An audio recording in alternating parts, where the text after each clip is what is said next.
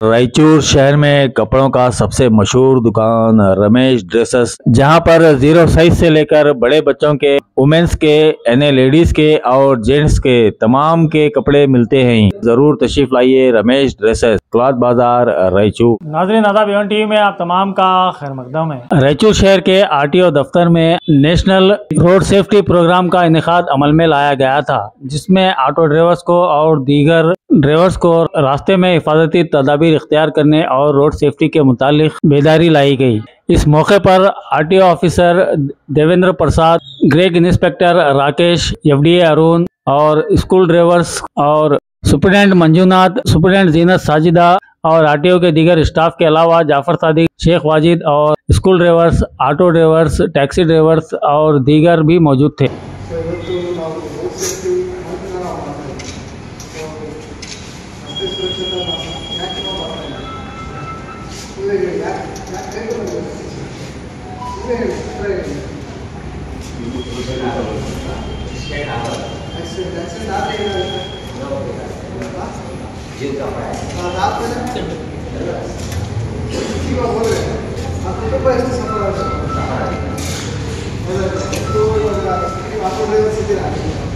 ಒಬ್ಬೊಬ್ಬರ ಮೇಲೆ 4 ಮಂದಿ ಡಿಪೆಂಡೆನ್ಸ್ ಇದ್ದಾರೆ ನಿಮ್ಮ ಮನೆಯಲ್ಲಿ. ಯಾರ್ಯಾರಿದ್ದೀರಿ ಮಿನಿಮಮ್ ಅಂತ ನಿಮ್ಮ ಮೇಲೆ 4 ಮಂದಿ ಒಬ್ಬೊಬ್ಬರು ಅವ್ರ ಜೀವನ ನಿಮ್ಮ ಜೀವನದ ಮೇಲೆ ಆಧಾರವಾಗಿದೆ. ಸೊ ನೀವು ಮನೆಗೆ ದುಡಿಯುವಂಥ ಒಂದು ದೊಡ್ಡ ಕೈಟ್ ಇದೆ. ನಿಮ್ಮ ಜೊತೆ ರಸ್ತೆ ಮೇಲೆ ಇಷ್ಟು ಅಪಾಯವಾದ ಸ್ಥಿತಿಯನ್ನು ನೀವು ತಡ್ಕೊಳ್ಳೋರು ನೀವು. ಸೊ ಇಷ್ಟು ಅಪಾಯಕಾರಿ ಗಾಡಿ ಓಡಿಸೋದ್ರೇ ಅಪಾಯ ಅಂತ ಬೇಜಾರಿದೆ.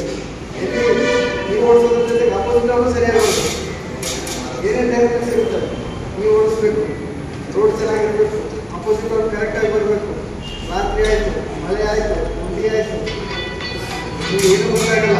ರಸ್ತೆ ಯಾವ್ಯಾವ ಥರ ಇದೆ, ಯಾವ್ಯಾವ ಹೊಸಗಳು ಗೊತ್ತಾಗಲ್ಲ. ಎಷ್ಟು ರಿಸ್ಕ್ ಲೈಫ್ ಇದೆ, ಎಷ್ಟು ರಿಸ್ಕ್ ಲೈಫ್ ಇದ್ದಕ್ಕೆ ನೀವು ಲೈಫ್ ಲೀಡ್ ಮಾಡ್ತಾ ಇದ್ದೀವಿ.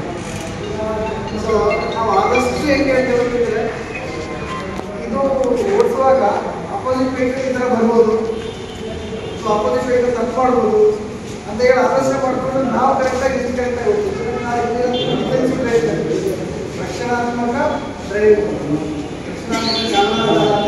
Defensive driving. ಸೊ ನೀವು ಕೇವಲ ಡ್ರೈವಿಂಗ್ ಬೇಕಂದ್ರೆ ರಾಜ್ಯಗಳಲ್ಲಿ ಓಡಾಡಬೇಕಾಗುತ್ತೆ.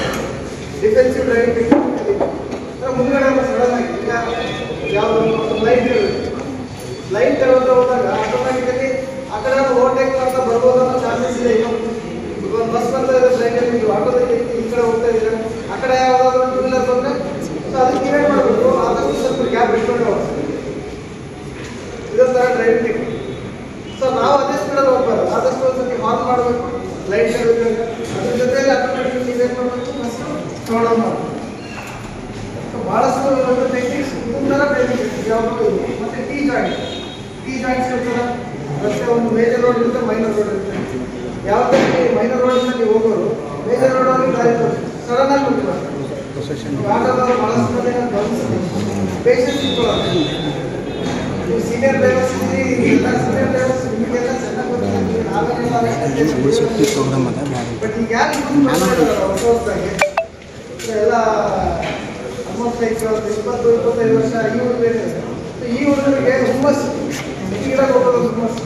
ಬಟ್ ಅವರು ಬೈಕಲ್ಲಿ ಹೋಗ್ತಾ ಇದ್ದಾರೆ, ಆಟೋದಲ್ಲಿ ಹೋಗ್ತಾ ಇದ್ದಾರೆ. ಆಟೋದಲ್ಲಿ ಹೋದರೆ ಕೇವಲ ಆಟೋದಲ್ಲಿ ನೀವೊಬ್ಬರೇ ಓಡಿಸ್ತಾ ಇಲ್ಲ, ನಿಮ್ಮ ಜೊತೆ 4 ಮಂದಿ ಕೂತ್ಕೊಂಡಿರ್ತಾರೆ. ಸೊ ಆ 4 ಮಂದಿ ಜೊತೆಗೆ ಅವ್ರಿಗೆ ಇನ್ನೊಂದು 4 ಮಂದಿ ಅಂದರೆ 16 ಮಂದಿ ಇವತ್ತು ಭವಿಷ್ಯ ನಿಮ್ಮ ಕೈಯಲ್ಲಿ. ಸೊ ಅವ್ರ ಲೈಫ್ಗಳು ನೀವು ತಗೊಂಡು ಹೋಗ್ತಾ ಇದ್ದಾರೆ. ಸೊ ಒಂದು ಬಸ್ ಅಂತ ಆಲೋಚನೆ ಮಾಡಿದ್ರೆ 50 ಮಂದಿ ಬಸ್ಸಲ್ಲಿದ್ದರೆ ಇಲ್ಲಿ ಮಲ್ಟಿಪ್ಲೈಡ್ ಬೈ 4 ಅಂದರೆ ಒಬ್ಬರು ಒಂದು ಕುಟುಂಬದಲ್ಲಿ ಒಬ್ಬರು ಸೀಟ್ ಕೊಟ್ಟರು 4 ಮಂದಿ ಸಫರ್ ಆಗ್ತಾರಲ್ಲ.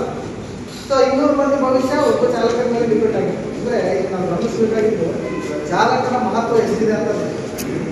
ಚಾಲಕನ ಮಹತ್ವ ಎಷ್ಟಿದೆ, ಅವನು ಯಾವ ಥರ ಕರೆಕ್ಟಾಗಿ ಡ್ರೈವ್ ಮಾಡಬೇಕು.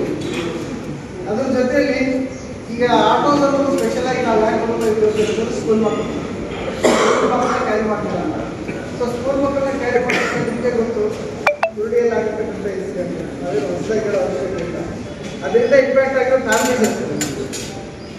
ಅದು ಒಂದು ಕ್ಷಣದಲ್ಲಿ ಅವರ ಡ್ರೈವರು ಒಂದು ಹೋಗಿ ಬಿಡು ಅಂತೇಳಿ ಸ್ವಲ್ಪ ಬ್ರೇಕ್ ಹಾಕ್ಕೊಂಡಿದ್ರೆ ಎಷ್ಟೊಂದು ಜೀವ ಉಳಿತಾ ಇತ್ತು, ಪ್ರಾಣಗಳು ಉಳಿತಾ ಇತ್ತು, ಸಾವು ನೋವುಗಳು ತಡೆಯೋದಾಗಿತ್ತು. ಬಟ್ ಆ ಉದ್ರೇಕಕ್ಕೊಳಗಾಗಿ ಅವರೇ ಹೋಗ್ತಾರೆ, ನಾನು ಹೋಗ್ತೀನಿ ಅಂತ ಹೇಳೋದು ಗೊತ್ತು, ನಂದೇ ಫಸ್ಟ್ ಹೋಗ್ಬೇಕು ಅನ್ನೋದು ಏನು ಆ್ಯಟಿಟ್ಯೂಡ್ ಇದೆಯಲ್ಲ, ಈ ಆ್ಯಟಿಟ್ಯೂಡ್ ನಿಮ್ಮಂಥ ಸೀನಿಯರ್ ಡ್ರೈವರ್ಸ್ ಇರಲ್ಲ. ಬಟ್ ಹೆಂಗಾಗಿರ್ತಾರೆ ನೋಡಿ ಜಸ್ಟ್ ಅವ್ರಿಗೆ ಒಂಥರ ಹುಮ್ಮಸ್ಸು, ನಾವು ಯಾರಿಗೂ ಸೈಡ್ ಕೊಡೋದು ಬೇಡ, ಸ್ಟೈಲಿಶ್ ಆಗಿ ಓಡಿಸೋದು, ಡೈಲಾಗಿ ಬೇಕಾಗ್ತದೆ. ಸೊ ಈ ಥರ ಕೆಲವು ಒಂದು ಟೆಕ್ನಿಕ್ಸ್ ಇರ್ತವೆ, ಇವನ್ನೆಲ್ಲ ಸ್ವಲ್ಪ ಜಾಸ್ತಿ ಮಾಡ್ತಾರೆ, ಅವನ್ನೆಲ್ಲ ಕಡಿಮೆ ಮಾಡ್ತಾರೆ. ಸೊ ಈ ಸೆಕ್ಷನ್ಸಲ್ಲಿ ಯಾವ ಥರ ಮಾಡಿಸ್ಬೇಕು, ಯಾವ ಥರ ಹೋಗ್ಬೇಕು, ನೀವು ಮೈನರ್ ರೋಡಲ್ಲಿ ಮೇಜರ್ ರೋಡಲ್ಲಿ ಬರಬೇಕು, ಫಸ್ಟ್ ಅವರು ಹೋಗೋದು ಆಗಬೇಕು. ಮತ್ತೆ ಇಲ್ಲಿ ಹೋಗ್ತಾ ಇರ್ತೀರಾ, ಯೂಟರ್ನ್ ಎಲ್ಲಾದರೂ ಮಾಡ್ಕೋಬೇಕು ಅಂತ ಹೇಳಂತಂದರೆ ಮಿನಿಮಮ್ 100 ಮೀಟರ್ಗಿಂತ ಮುಂಚೆ ಸಿಗ್ನಲ್ ತೋರಿಸೋದ್ರಿಂದ ಅಟ್ಲೀಸ್ಟ್ ನಿಮಗೆ ಒಂದು ಗೊತ್ತಾಗ್ತದೆ. ಇಷ್ಟೇ ಡ್ರೈವಿಂಗಲ್ಲಿ ಆಕ್ಸಿಡೆಂಟ್ಸ್ ಕಡಿಮೆ ಆಗಬೇಕಂದ್ರೆ ನೀವು ಹೆಂಗೆ ಓಡಿಸ್ತಾ ಇದ್ದೀರಾ ಅಂತ ಮುಂದ್ಗಡೆ ಅವ್ರಿಗೆ ಅರ್ಥ ಆಗೋ ಥರ ಓಡಿಸಿ. ಅದೇ ಅರ್ಥ ಆಗೋ ಥರ ಓಡಿಸಿಲ್ಲ ಅಂತಂದರೆ ಕನ್ಫ್ಯೂಸ್ ಏನಾಗುತ್ತೆ. ಸೊ ಮುಂದಕ್ಕೆ ಹೋಗ್ಬೇಕಾ ಇಲ್ಲಿ ಬರಬೇಕು, ಆದಷ್ಟು ಒಂದು ಕ್ಷಣದಲ್ಲೇ ಆಕ್ಸಿಡೆಂಟ್ ಆಗುತ್ತೆ. ಸೊ ಕ್ಲಾರಿಟಿ ಆಫ್ ಥಾಟ್, ನಿಮ್ಮ ಮೈಂಡಲ್ಲಿ ಎಷ್ಟೋ ಟೆನ್ಷನ್ಸ್ ಇರ್ತದೆ, ಫ್ಯಾಮಿಲಿ ಟೆನ್ಷನ್ಸ್ ಇರ್ತದೆ, ಆಟೋ EMI ಕಟ್ಟಬೇಕು, ಇನ್ಶೂರೆನ್ಸ್ ಮಾಡಿಸ್ಬೇಕು, ಫಿಟ್ನೆಸ್ ಮಾಡಿಸ್ಬೇಕು, ಗಾಡಿ ರಿಪೇರ್ ಇರ್ತದೆ. ಇನ್ನು ಕೆಲವರು ಓನರ್ ಬೇರೆ ಇರ್ತಾರೆ, ಬರೀ ನೀವು ಡ್ರೈವಿಂಗ್ ಇರ್ತೀರ. ಕೆಲವರು ಆಟೋದವರು ಡೈಲಿ ರೆಂಟ್ ತೊಗೊಂಡು ಹೋಗ್ತಾ ಇರ್ತಾರೆ, ಅವ್ರಿಗೆ ಬೇರೆ ಥರನೇ ಕಷ್ಟಗಳು. ಓನರ್ ಕಮ್ ಡ್ರೈವರ್ಸ್ಗೆ ಬೇರೆ ಥರ ಕಷ್ಟಗಳು. ಈ ಕಷ್ಟಗಳನ್ನೆಲ್ಲ ತಲೆಯಲ್ಲಿ ಇಟ್ಕೊಂಡು ಗಾಡಿ ಓಡಿಸ್ಬೇಕು. ಯಾಕಂತಂದರೆ ಒಂದು ಗಾಡಿ ನೀವು ಹಿಡಿದಿದ್ದೀರಾ ಅಂತ ಅಂತಂದರೆ ಇಟ್ ಈಸ್ ಪಬ್ಲಿಕ್ ಟ್ರಾನ್ಸ್ಪೋರ್ಟ್ ಐತೆ. ಒಂದ್ಸತಿ ಟ್ರಾನ್ಸ್ಪೋರ್ಟ್ ಅಂತಂದರೆ you have too much of responsibility in your life. Transport ಆದರೂ ನಾಟ್ ಟ್ರಾನ್ಸ್ಪೋರ್ಟ್ ಆದರೂ ಭಾಳಷ್ಟು ರೆಸ್ಪಾನ್ಸಿಬಿಲಿಟಿ ಇದೆ. ಸೊ ಆ ಜವಾಬ್ದಾರಿ ನಿಮ್ಮ ಕೈಯಲ್ಲಿದೆ ಅಂತ ಅಂದ್ಕೊಂಡು ಭಾಳ ಒಂದು ನಿರ್ಣಾಯಕವಾದಂಥ ಸ್ಟೆಪ್ಸ್ ತಗೊಂಡು ನಿಧಾನಕ್ಕೆ ಓಡಿಸಿದ್ದಾರೆ. ಅದು 1 more ತಿಂಗಳು ನ್ಯಾಷನಲ್ ಹೈವೇಸ್ ನಮಗೆಲ್ಲ ಪರ್ಮಿಟ್ಸ್ ಕೇವಲ ಕೆಲವು ಲಿಮಿಟ್ಸ್ ಅಂತ ಕೊಟ್ಟಿರ್ತಾರೆ. ಸೊ ಆ ಲಿಮಿಟ್ಸ್ ದಾಟಿ ಹೋಗಬೇಡಿ. ಏನಿದ್ರು ಹೈವೇಸ್ ಎಲ್ಲ ಟಚ್ ಮಾಡ್ಕೊಂಡು ಹೋಗಬೇಡಿ. ಓವರ್ ಸ್ಪೀಡಿಂಗ್ ಆಗಬೇಡಿ. ಜಾಸ್ತಿ ಜನನ ಲೋಡ್ ಮಾಡೋಕ್ಕೆ ಹೋಗಬೇಡಿ. ಸ್ಕೂಲ್ ಮಕ್ಕಳನ್ನ ಎಸ್ಪೆಷಲಿ ಸ್ಕೂಲ್ ಮಕ್ಕಳು ಹಾಕೊಂಡಾಗ ಓವರ್ ಲೋಡಿಂಗ್ ಮಾಡೋಕ್ಕೆ ಹೋಗಬೇಡಿ. ಅವ್ರ ಬ್ಯಾಗ್ಗಳು ಏನೇ ನೀವು ಮಾಡಿದ್ರು, ಬ್ಯಾಗ್ ಆಯಿತು, ಟಿಫಿನ್ ಚೇರ್ ಆಯಿತು, ಆಟೋ ಬಾಡಿಯಿಂದ ಹೊರಗಡೆ ಬರಲ್ಲ ಅಂತ ನೀವೇನು ಮಾಡ್ತೀರೋ ನಮ್ಗೆ ಗೊತ್ತಿಲ್ಲ. ಏನಪ್ಪ ಆಟೋ ಬಾಡಿಯಿಂದ ಹೊರಗಡೆ ಬರಲ್ಲ, ಮಕ್ಕಳನ್ನ ಜಾಸ್ತಿ ಹಾಕೊಂಡು ಹೋಗ್ತಾರೆ. ಎಸ್ ನಾನು ಒಪ್ಪಿದ್ದೀನಿ, ಜಾಸ್ತಿ ಆಗುತ್ತೆ, ರೇಟ್ ಜಾಸ್ತಿ ಆಗುತ್ತೆ, ರೇಟ್ ಜಾಸ್ತಿ ಆದಾಗ ಜನ ಬರಲ್ಲ, ಅದಕ್ಕೆ ಕಡಿಮೆ ರೇಟ್ ಜಾಸ್ತಿ ಒಂದು ಸ್ವಲ್ಪ ಜಾಸ್ತಿ ಜನ ತುಂಬಬೇಕಾಗುತ್ತೆ. ಸೊ ಅವರು ಪೇರೆಂಟ್ಸ್ಗೆ ಹೇಳಿ ಇಷ್ಟೇ, ಆಮೇಲೆ ಹಾಕಿ ಆಟೋದವ್ರು ಹಿಡಿತಾರೆ, ಕೇಸ್ ಬರೀತಾರೆ, ಹಾಕೋಕ್ಕಾಗಲ್ಲ.